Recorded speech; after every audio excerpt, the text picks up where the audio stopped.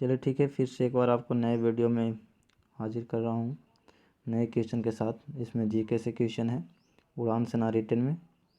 ठीक है, तो इस वीडियो को जितना ज़्यादा शेयर कीजिएगा आप, अच्छा लगे तो लाइक कीजिएगा। ठीक है, तो चलिए पहला क्वेश्चन क्या है, इसका जवाब आप कमेंट में देते जाइएगा और देखते जाइएगा। ठीक है, मैं क्वेश्चन को थोड़ा सा आराम से कराऊंगा, आप लोग देखिएगा और करिएगा। ठीक है, तो चलिए देखते हैं पहला क्वेश्चन क्या कह रहा है।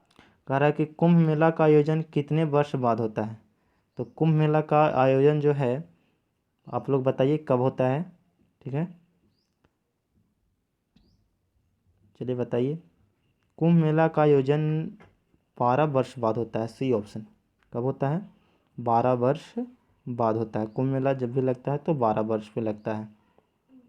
चलिए अगला क्वेश्चन देखते हैं। अगला क्वेश्चन फिर आप लोग पढ़िएगा और इसका आंसर दीजिएगा। ठीक है, तो गुलाबी क्रांति किससे संबंधित है? गुलाबी क्रांति किससे संबंधित है? आप लोग जल्दी आंसर दीजिएगा, इसको कमेंट में देते जाइएगा ताकि हमें लगे कि आप लोग कितना सही आंसर दिए। ठीक है, चाहे आप बताइएगा कि सर मैं इतना आंसर सही दिया 30 में। ठीक है, 30 क्वेश्चन रहेगा जीके का। गुलाबी क्रांति किससे संबंधित है? तो गुलाबी क्रांति आपका झींगा मछली से, झींगा मछली उत्पादन, वही है झींगा उत्पादन, झींगा मछली से सही है। चलिए आगे देखते हैं अगला क्वेश्चन। दार्जिलिंग किस राज्य में स्थित है? दार्जिलिंग, दार्जिलिंग जो है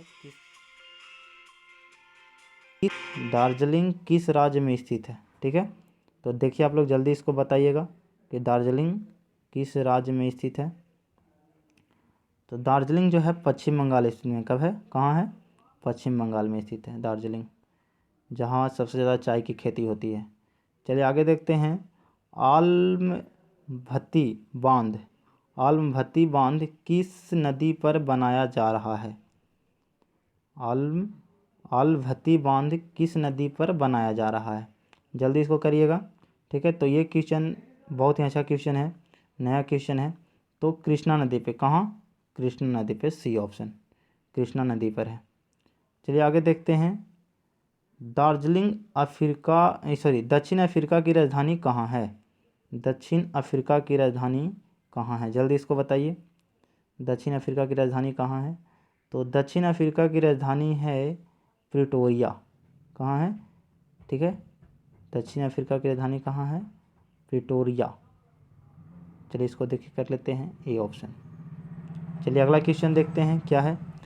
दक्षिणी गोलार्ध में सबसे बड़ा दिन कब होता है? दक्षिणी गोलार्ध पे सबसे बड़ा दिन कब होता है? तो डी ऑप्शन, 22 दिसंबर। कब होता है? 22 दिसंबर। आप लोग फटाफट आंसर दीजिएगा, सब सेकंड का आंसर है। चलिए अगला देखते हैं, 7वां नंबर क्वेश्चन। साउथ अफ्रीका की मुद्रा क्या है? साउथ अफ्रीका की मुद्रा क्या है? तो साउथ अफ्रीका की मुद्रा जल्दी बताइएगा आप लोग, क्या है? तो साउथ अफ्रीका की मुद्रा क्या है? चलिए बी ऑप्शन, रैंड। क्या है? बी ऑप्शन, रैंड जो है साउथ अफ्रीका की मुद्रा है, बी ऑप्शन। चलिए आगे देखते हैं। उत्तरी गोलार्ध में सबसे बड़ा दिन होता है। अभी पूछ दिया उत्तरी गोलार्ध में, उत्तरी गोलार्ध में सबसे बड़ा दिन होता है। तो उत्तरी गोलार्ध में होता है 21 जून को। कब होता है? 21 जून को, है ना। उत्तरी गोलार्ध में सबसे बड़ा दिन कब होता है? 21 जून को होता है। चलिए क्वेश्चन अगला देखते हैं, 9 नंबर क्वेश्चन। ऋतु परिवर्तन पृथ्वी की किस गति के कारण होता है? बहुत ही अच्छा क्वेश्चन है, लाजवाब क्वेश्चन है आप लोग के लिए, एकदम समझिए, आर्मी के ऑल ट्रेड के लिए बहुत ही एकदम कहें क्या कहें इंपॉर्टेंट VVI क्वेश्चन है ये सब। ऋतु परिवर्तन पृथ्वी के किस गति के कारण होती है? तो ऋतु परिवर्तन जो है पृथ्वी की वार्षिक गति के कारण होता है ना। वार्षिक गति के कारण ऋतु परिवर्तन, और दैनिक गति के कारण दिन और रात होता है। याद कर लीजिएगा, वार्षिक गति के कारण, है ना, वार्षिक गति के कारण आपका होता है ऋतु परिवर्तन, और दैनिक गति के कारण होता है दिन और रात। क्लियर? चलिए अगला क्वेश्चन देखते हैं। सौर मंडल में सबसे गर्म ग्रह कौन सा है? सौर मंडल का सबसे गर्म ग्रह, तो यहाँ ऑप्शन देखिए, आप देख लीजिएगा, बृहस्पति और शनि। ठीक है, और इसके बाद देखते हैं कौन कौन ऑप्शन इधर है। ठीक है, बृहस्पति और शनि वहाँ पे था। ठीक है, बृहस्पति और शनि, शुक्र और यूरेनस। तो कौन सा है जल्दी बताइएगा। बृहस्पति, शनि, शुक्र और यूरेनस, 4 ऑप्शन है। बृहस्पति, शनि, शुक्र और यूरेनस। तो आपका इसका आंसर सी ऑप्शन है सही, शुक्र। सबसे गर्म ग्रह कौन है? शुक्र है। चलिए अगला क्वेश्चन देखते हैं, 11 नंबर क्वेश्चन। संयुक्त राष्ट्र संघ के मुख्य अंग कितने हैं? तो संयुक्त राष्ट्र संघ के मुख्य अंग कितने हैं? जल्दी फास्ट आंसर। के मुख्य अंग 6 हैं, डी ऑप्शन। कितने हैं? 6 हैं, ठीक है, 6। चलिए इसको संयुक्त राष्ट्र संघ के बारे में बताएंगे हम, टोटल क्वेश्चन इसे कराएंगे। चलिए अगला क्वेश्चन देखते हैं कि शारदा एक्ट किससे संबंधित है? 12 नंबर क्वेश्चन है, शारदा एक्ट किससे संबंधित है? जल्दी बताइएगा। 12 नंबर क्वेश्चन, शारदा एक्ट किससे संबंधित है? तो इसका बाल विवाह से। किससे है? बाल विवाह, बी ऑप्शन। शारदा एक्ट जो है बाल विवाह के लिए बनाया गया था। चलिए अगला क्वेश्चन देखते हैं। अगला क्वेश्चन क्या कह रहा है? पंचायत अधिनियम में सरपंच के बाद की न्यूनतम आयु है, पद की न्यूनतम आयु, सरपंच पद के न्यूनतम आयु क्या होता है? सरपंच कितने आयु पे आप बन सकते हैं न्यूनतम? तो चलिए देखते हैं, ठीक है। तो 21 वर्ष है ना, 21 वर्ष में आप सरपंच, मुखिया ये सब आप बन सकते हैं। ये सब का न्यूनतम पंचायत में जो भी होता है, ठीक है, वो आप 21 वर्ष में आप उसका कर सकते हो आप, ठीक है, राजनीतिक में। चलिए आगे देखते हैं अगला क्वेश्चन, 14 नंबर क्या कह रहा है? राज्यसभा का सभापति होता है। तो राज्यसभा का जो सभापति होता है वो कौन होता है? इससे क्वेश्चन है, बहुत ही अच्छा क्वेश्चन है। चलिए इसको जल्दी बताइएगा। राज्यसभा का सभापति होता है, तो राज्यसभा का सभापति होता है उपराष्ट्रपति। कौन होता है? उपराष्ट्रपति। क्योंकि राज्यसभा का सभापति और उपराष्ट्रपति दोनों ही एक ही पद है, ठीक है, तो इसको आप देख लीजिएगा। चलिए अगला देखते हैं, 15 number question. Martin Luther king किस देश से थे? मार्टिन लूथर किंग किस देश से थे, यानी मार्टिन लूथर किस देश के थे, ऐसे भी कह सकता है आपको। तो चलिए इसका जल्दी आंसर दीजिए। मार्टिन लूथर किस देश के थे? तो ये थे अमेरिका के, बी ऑप्शन। किसका थे? B option, America.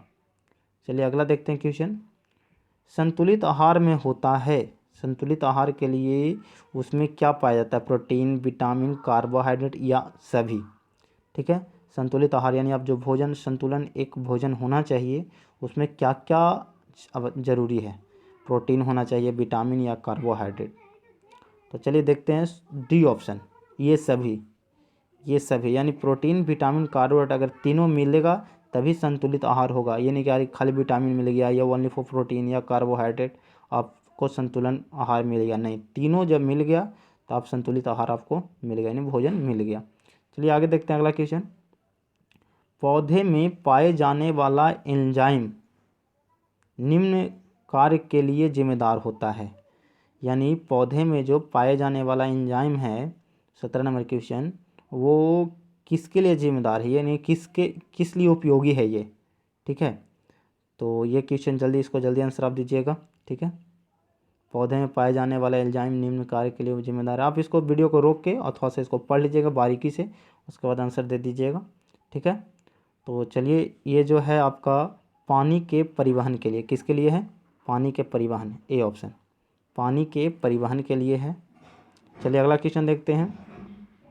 न्यूटन की गति का तीसरा नियम किसमें उपयोग होता है?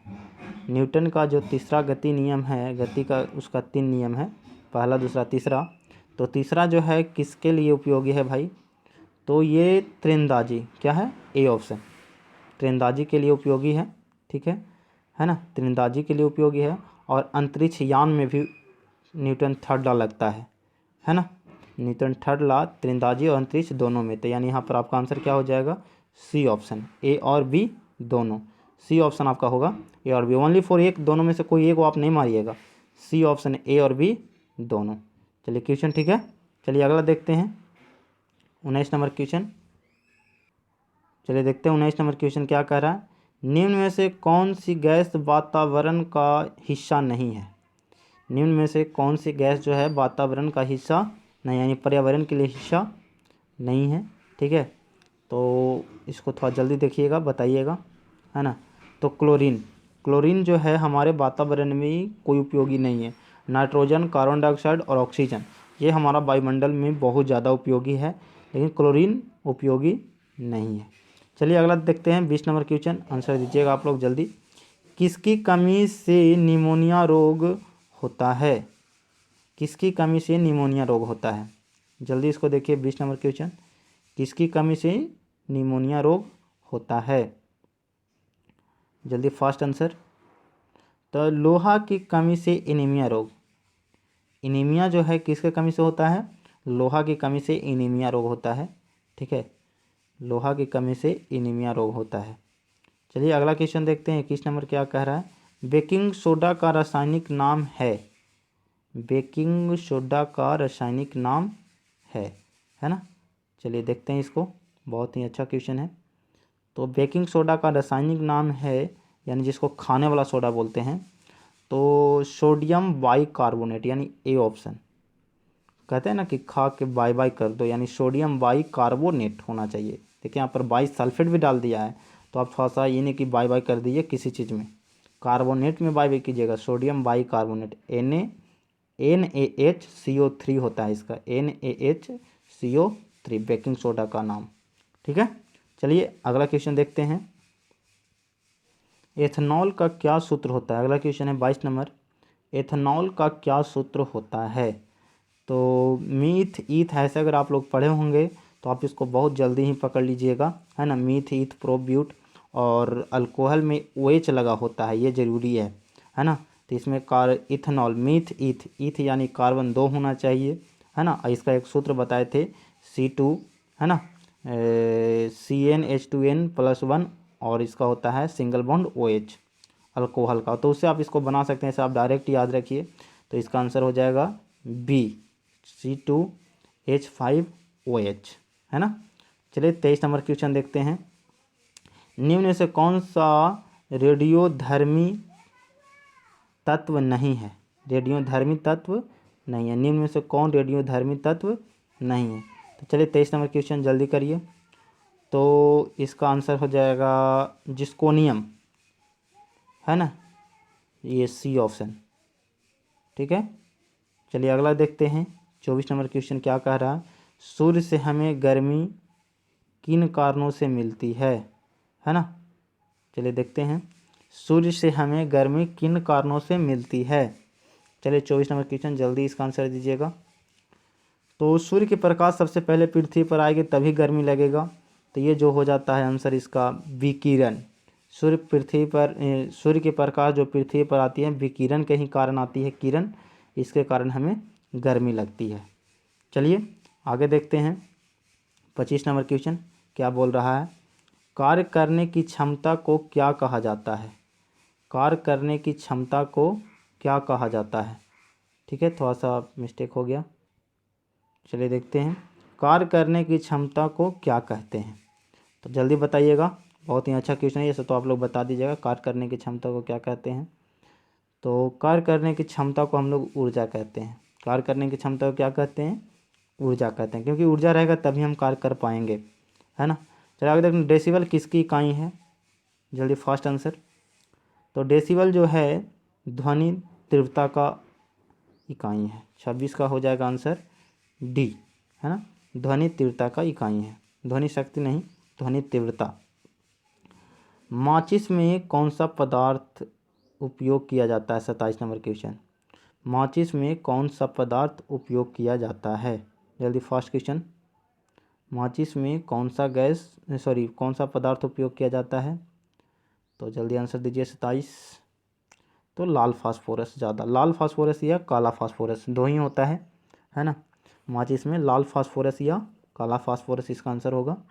चलिए ठीक है, चलिए अगला देखेंगे 28 नंबर क्वेश्चन हम लोग, है ना। चलिए 28 नंबर क्वेश्चन, चलिए देखते हैं 28 नंबर क्वेश्चन। कोशिका की शक्ति की भंडार है, कोशिका की शक्ति का भंडार है ना। कोशिका की शक्ति का भंडार कौन है? तो 28 नंबर क्वेश्चन जल्दी बताइएगा। 28 नंबर, है ना, शक्ति का भंडार किसे कहते हैं? तो ये हो जाता है आपका माइटोकॉन्ड्रिया B। माइटोकॉन्ड्रिया जो है शक्ति का भंडार कहलाता है, पावर ऑफ, है ना, सेल कह सकते हैं आप, माइटोकॉन्ड्रिया कहलाता है। और 29 नंबर क्वेश्चन देखते हैं कि जब पानी जमता है तो उसका घनत्व क्या होता है? 29 नंबर क्वेश्चन, जब पानी जमता है तो उसका घनत्व क्या होता है? तो उसका घनत्व घटता है और आयतन बढ़ जाता है ना। घनत्व जो है घट जाता है और आयतन बढ़ जाता है। जिसका घनत्व घटेगा आयतन बढ़ेगा, जिसका आयतन बढ़ेगा घनत्व घटेगा। ठीक है, तो चलिए 30 नंबर क्वेश्चन देखते हैं, है ना। 30 नंबर, मनुष्य के कोशिका क्या लिखा है ये, कोशिकांड की संख्या क्या है ना। मनुष्य के शरीर में कोशिकारुंड का संख्या क्या है? तो जल्दी 30 नंबर लास्ट क्वेश्चन है आपका, है ना। तो मनुष्य के शरीर में कोशिकांड की संख्या जो है 33 है। क्या है? 33, ए ऑप्शन। तो बस आज तक इतना ही क्वेश्चन। 30 क्वेश्चन आपको जीके का पर डे हम लेके आएंगे। तो आप इस चैनल पे अगर आप नए हैं तो सब्सक्राइब कर लें, और इस वीडियो को अच्छा लगा तो आप इसे शेयर और लाइक ज़रूर करें। ठीक है, तो उड़ान सेना रिटेन में आपका स्वागत है। जय हिंद, जय भारत, थैंक यू।